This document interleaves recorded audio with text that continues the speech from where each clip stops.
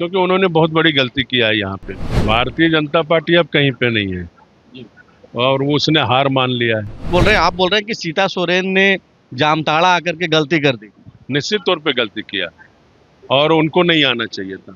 Bharatiya Janata party के राष्ट्रीय नेतृत्व ने उनको बलि का बकरा बनाया, उनका उनके सम्मान को ठेस पहुंचाने का काम किया। भारतीय जनता पार्टी कभी कभी कागज कलम में बहुत हिसाब बैठाता है, हिसाब बैठाने में माहिर है, गणित बैठाता है हिसाब में, वहीं से समीकरण बैठाता है कितना लोग है, ये कास्ट का लोग है। तो कभी कभी आप अगर हिंदुत्व की बात बोलते हैं तो कास्ट लेवल पर बात क्यों करते हैं? कि अगर इरफान अंसारी फिर से जीत गए तो यहाँ जो बेटियां हैं वो सुरक्षित नहीं रहेंगी। क्या वाकई में तरुण गुप्ता को भी ये लगता है कि ये जो बांग्लादेशी घुसपैठ के बहाने जो अल्पसंख्यकों को टारगेट किया जा रहा है वो सही है? इरफान इसलिए नहीं निकाले क्योंकि ये मुद्दे, ये समस्या उन्हीं ने पैदा किया है, इसलिए इरफान अंसारी इस मुद्दों को समाधान नहीं कर सकता है। अब 36 घंटे से कम का समय चुनाव प्रचार प्रसार के लिए बच गया है और इस वक्त मैं जामताड़ा में हूं और स्क्रीन पे आपको तरुण गुप्ता दिखाई पड़ रहे होंगे। तरुण गुप्ता जयराम की पार्टी से चुनाव लड़ रहे हैं। अब कोई पहचान की मोहताज तो है नहीं, पहले 2 दफे बीजेपी के टिकट पे लड़ चुके हैं, निर्दलीय चुनाव लड़ चुके हैं। और अब देखिए कि इनके घर जो आवासीय कार्यालय जो बनाए हुए हैं उसके चारों तरफ लोगों की जो जमात है वो काफी संख्या में इस वक्त भी जो है यहाँ पे पहुंची हुई है और लगातार ये लोगों से मिल रहे हैं, जनसंपर्क सुबह से ही कर रहे थे। तरुण जी, अब जबकि महज 36 घंटा समय बचा है, अब आप ये बताइए कि क्या चल रहा है, तरुण गुप्ता कहाँ पहुंचे हैं? देखिए, यहाँ पे लड़ाई अब सीधी हो गई है। भारतीय जनता पार्टी अब कहीं पे नहीं है और वो उसने हार मान लिया है। अब लेकिन बड़ी पार्टी हार तो मानेगी नहीं क्योंकि हेलीकॉप्टर से हर चीज उतर रहा है।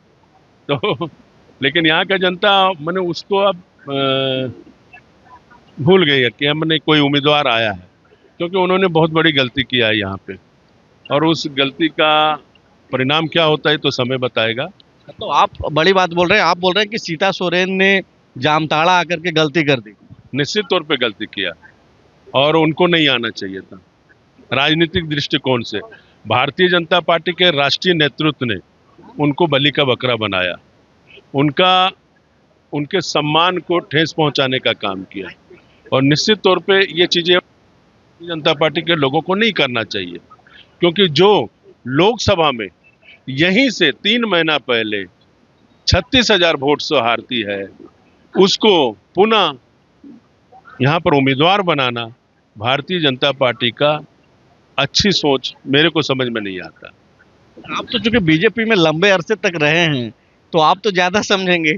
इसलिए तो मैं बता रहा हूँ, भारतीय जनता पार्टी कभी कभी कागज कलम में बहुत हिसाब बैठाता है, हिसाब बैठाने में माहिर है, गणित बैठाता है हिसाब में, वहीं से समीकरण बैठाता है कितना लोग है, ये कास्ट का लोग है।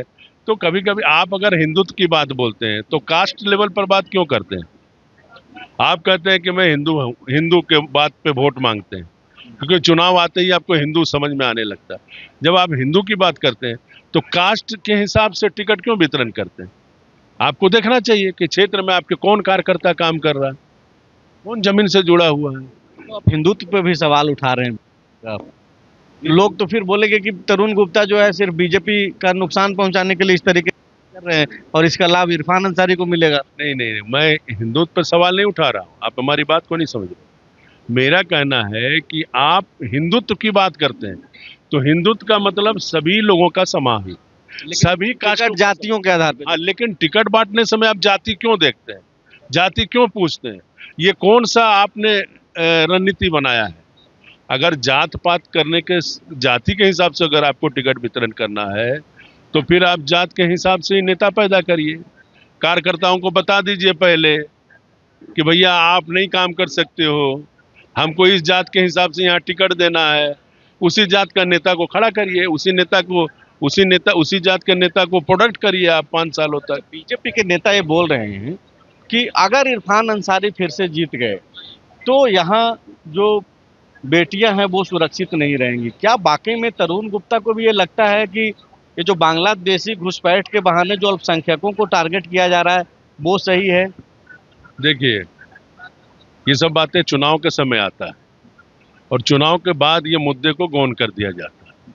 बेटियां तो सही में यहाँ सुरक्षित नहीं है, आदिवासी समाज को भी कलंकित किया गया है यहाँ पे, ऐसा नहीं है कि नहीं किया गया।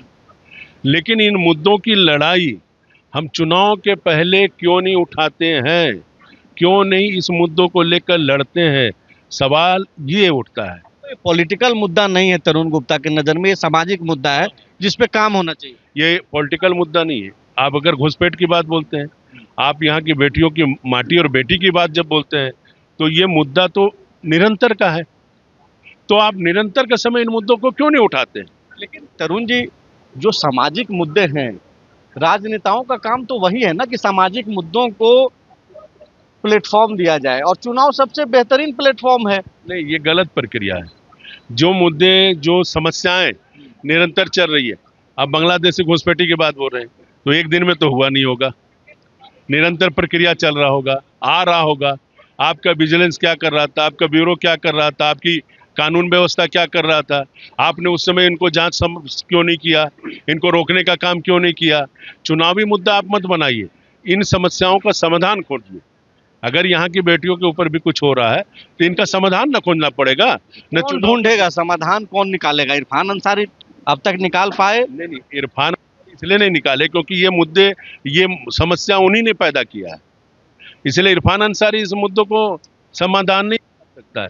जो कौन निकालेगा समाधान? जो जनता पार्टी के लोग इन मुद्दों को उठा रहा है, उनको, उनके वो बड़ी ताकत है ना, तो उनको पहले से इनके लिए लड़ाई लड़नी चाहिए। उनके कार्यकर्ता कहाँ रहते हैं 5 साल? आपके पास प्लान है, आप करेंगे? निश्चित तौर पे प्लान है। यहाँ की माटी, यहाँ के बेटी का रक्षा करना हमारा पहला कर्तव्य है। और बीजेपी वाली बात हो गई, नारा वाली। नहीं, बीजेपी के कोई खरीदा हुआ चीज थोड़ी है कोई चीज। अगर हम बेटी को सुरक्षित करने की बात कर रहे हैं तो ये भाजपा का क्या आइडियोलॉजी हो गया? या जिसके हाथ में कमल फूल है वही हिंदू है, हमारे पास कैंची है, हम हिंदू नहीं है क्या? भाजपा वाला हमको सर्टिफिकेट देगा कि तुम्हारे पास कैंची है, तुम हिंदू नहीं है? भाजपा से निकला हुआ लोग भाजपा के बाहर कितना दिन रहेगा, यही तो सवाल। आज देखिए निरंजन राय बहुत एक से एक बयान दे रहे थे और आज फिर से चले गए बीजेपी में। मैं बयान कहाँ दे रहा हूँ, मैं भाजपा का विरोध में कुछ नहीं बोल रहा हूँ, या भाजपा का विरोधी नहीं हूँ। भाजपा की जो चाल चरित चेहरा, जो बातें वो कर रहा है, उनके बारे में बता रहा हूँ। मैं क्यों विरोध करूंगा भाजपा का? भाजपा का विरोध करने के लिए मैं थोड़ी पैदा। गोल, जहां 27 वर्षों के सफर में 17,000 से भी अधिक छात्रों ने डॉक्टर एवं इंजीनियर बनकर भरे सफलता की ऊंची उड़ान, जहां साधारण छात्र भी झारखंड टॉपर्स बनकर बना रहे इतिहास। दूरदर्शी शिक्षाविद श्री विपिन सिंह के मार्गदर्शन में मेडिकल एवं इंजीनियरिंग के लाखों छात्रों के लिए आशा की किरण के रूप में गोल, nation's leading institute. TheFollowUp.in. Like, share and subscribe. www.thefollowup.in